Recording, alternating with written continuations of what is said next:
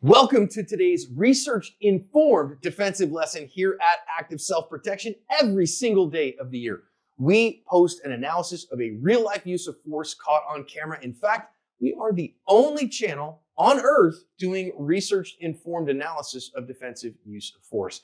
I am your host, expert witness John Correa. I'm your co-host, Neil Widener. MagTech is the only freedom seed I use on the range. I personally have over 100,000 rounds downrange of MagTech, and it's unbelievably reliable, very accurate, and a great value. Pick some up for your next range trip wherever you shop for range supplies.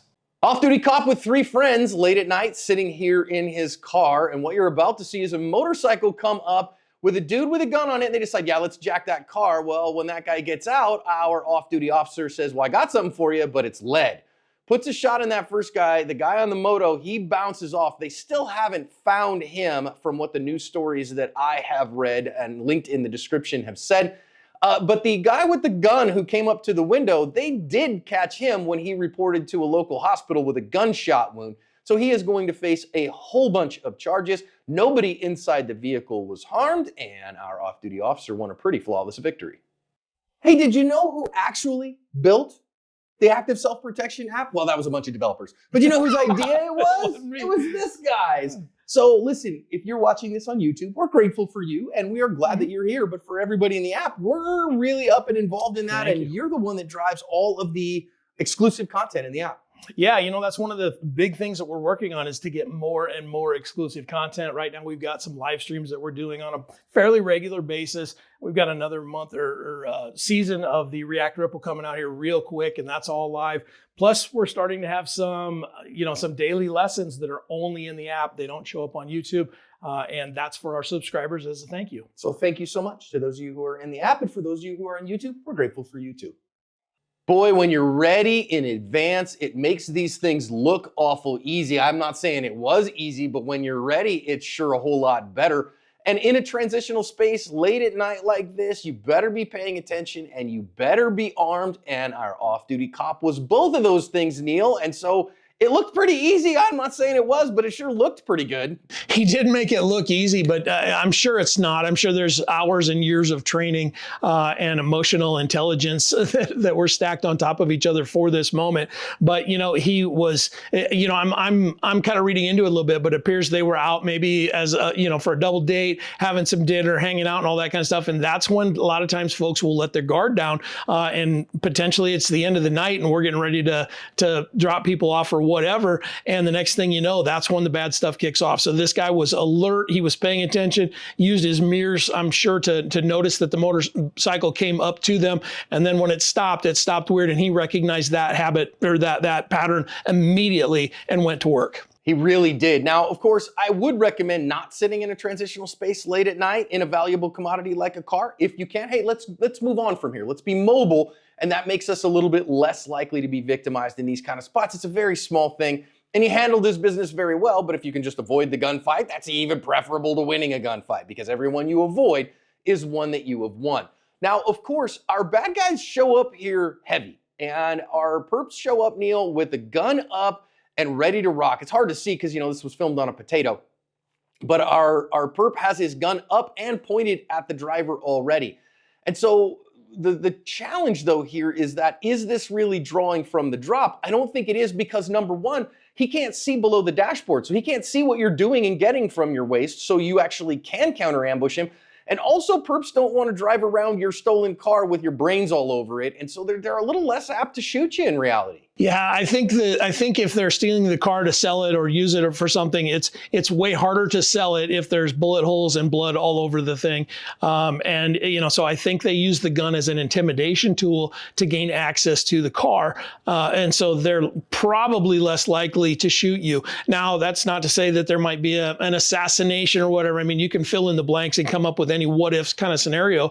But what we typically see is the gun as an intimidation tool in a carjacking to get them out because they want to keep the car intact. They really do want to keep the car intact. Also, for the draw that our off-duty did here, Note that I say that they can't see below the dashboard. That's great. This makes a visually quiet draw easier. But you know, if you're gonna go left and right and all this stuff and move around like crazy, they're gonna see that and might get pretty intimidated by that. So learning the visually quiet draw is important. And Neil, that's something you've spent a lot of time on Active Self-Protection Extra talking about. Yeah, you know, that's the one of the things that I noticed over and over as we've analyzed all these videos. You know, the bad guys, they have a hard time focusing on one thing. And so if you can get your gun out quietly and both audible and visual. So when I say visually quiet, I mean without all of that extra movement and jumping around. If you can just get the gun out with the very least amount of movement, typically it's faster, and typically the bad guys don't see it. And in this case, it was pretty quick. He had gun in hand pretty quick and was able to react and take those first shots very, very quickly. A little bit of training and a little bit of practice go a long way here. And if you've never messed around with a gun in your vehicle, I think it's worth doing. Now, of course, do that with a blue gun. Do that with a barrel blocked gun, something like that, so that you're not waving a gun around in the neighborhood. Do it in your garage if you have a private garage, okay? I'm not saying to do that in your apartment complex or something with all the neighbors watching. That's a bad deal. I do notice here that our good guy then gets the gun up and extends it fully, and when it's time to go, he kind of leans way back in his seat. That's actually pretty good technique. I don't know if he just kind of came up with that on the fly or if that was a trained response, but I will say, Neil, that having shot some rounds inside of an enclosed vehicle like this, if you've never done it, the overpressure from shooting inside a car, even with eyes and ears on, is pretty impressive with the glass spraying and those things, and I'd recommend you get to that place in your training, because if the first time you experience it is when your life's at risk, it can be pretty disorienting. It really is, because I mean, there's that huge bang, all of that pressure goes off, and it's in an enclosed space. You have glass flying around. You've got other people, there's lots going on. So if you can get to a range that will allow you to do that, and there's classes that do that, they're really fun. It's a great time to go to one of those. I don't think that's the only thing we should be training on, but you should potentially experience that once. However, if you don't, use this one today as a mental rep to understand that it's really loud. Your ears are going to ring. Everything's going to go white for just a split second, but it isn't going to hurt you, and you're still in the fight. So don't let that. If you can't get to a place where you can experience, understand you can fight through that, and it isn't a showstopper, and you aren't just a one-hit wonder where you get to pull the trigger once. You can stay in the fight if you can stay focused. This is an important part of emotional fitness, is recognizing, wait, what just happened is not of any concern. It's what is happening right now, and I'm going to stay present to solve the problem that's in front of me. Now, our driver here, our defender, then puts a shot in the bad guy that's immediately threatening him, sends that guy running, and then makes the transition and starts sending shots towards the motorcycle driver. I do think that anything past 5 or 10 feet from the windshield, that bullet is going to get deflected by the windshield in very unpredictable ways. So that's one of the things you learn when you're firing through windshields and through car glass, is that it deflects bullets in odd ways. And I don't recommend actually shooting through a windshield anything beyond 5 or 10 feet in front of the car. You have no idea if that bullet is going to hit a darn thing. So I'd get out of the car if you feel like you need to send shots that guy's way. Yeah, I think, you know, from time to time we see people shooting through the windshield. We've seen cops do it. We're seeing a private citizen, well, off-duty cop, but in a private citizen's type of scenario, you rarely see a good hit. And having done this a few times and having gone to, you know, the tactical fantasy band camp that I have, it's really fun to shoot while you're sitting in cars because you learn a lot. You're doing something you don't always get to do. But typically what you see is the bullet goes out and you just don't know where it's going to go. And shooting at a stationary target, when I've done it, at 10 yards, shooting at a stationary target, and about 50% of the shots that went through the glass hit the target. So there is the chance of making the hit, but boy, those rounds are going, the other half of those rounds are going somewhere, and you're going to have to account for those. Make sure that you understand that you have to account for those.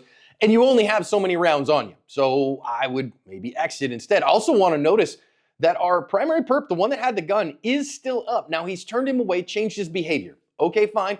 Boarding house rule says everyone gets firsts before anyone gets seconds. Just remember, firsts is not a bullet, it's a serving. And I would sure prefer that the immediate deadly threat not be capable of hurting me before I deal with the secondary guy. Now, he handled his business, and these guys ran off one definitively. I want to talk just a second, though, Neil, about him getting out of the car and kind of hanging out in the middle of the street here. Now, you may feel like I want to get out of the car because I'm drawing fire. I want to get away from the other three who might be victims. But when you stand out here in kind of no man's land like this, you are at risk as well. Maybe that tree next to him was a better choice to have some cover away from friendlies. Yeah, this was the first part when I watched through this the first time. This was the part that I'm like, oh man, he's done so well up to this point. But getting out and standing in the middle of the street makes yourself, a much easier target, especially when there's so much cover around with that tree. And I understand that he wanted to get away from his friends and potentially that's his wife in there. I don't know, but I understand the idea of getting some distance from potential other targets, but don't make yourself a target. You just risked your entire life to win back this area. You have that area, now go in and use the cover to maintain it so that they can't come back or wing a shot at you from, down the street. And, bad guys get lucky too. And, and we see good guys pay for that a lot. So in this case, I would have loved to have seen him, scooch over to that tree, get behind it and post up there. And if they did come back, then he'd be able to deal with it and he would have some cover. Yeah, I love the fact that he won his fight. Okay, so this is just a minor little thing. And goodness sakes, I mean, a 97% is an A+. All right, this guy crushed it, and I got no problems with that. I also love that he didn't chase. I love that he didn't go chasing down the street at these guys. That's A+ material right there. Really, really excellent work. Just remember your follow-ups, right? I love checklists. How do you know somebody's a pilot? They'll tell you. So your follow-up checklists, remember, tap ifs. Tap is the fight. Threat, is the threat down? Do I need to shoot him? Did I hit him? Does he need to get shot again? A, accomplices. Does his buddy still in the fight? Do I need to shoot his buddy? P, are my partners in the fight? Do I need to support my partners in their fight? That's done now. All right, I, injuries. Am I hurt? Let's do a blood sweep. Let's check with my other partners. Are they injured? F, firearm. What condition is my gun in? Is it still in firing condition? Maybe if I have a reload on me, now's the time to do a proactive one. Then the second F, follow-up. What do I need to do right now to make myself safer? And finally, S, seek help. Win the fight to 911 and get some help on the way. This guy, I'm again, 97.8%, man. This was a really, really solid job. He was armed. He was ready. He was paying attention. His marksmanship was good enough. This dude covered his ass.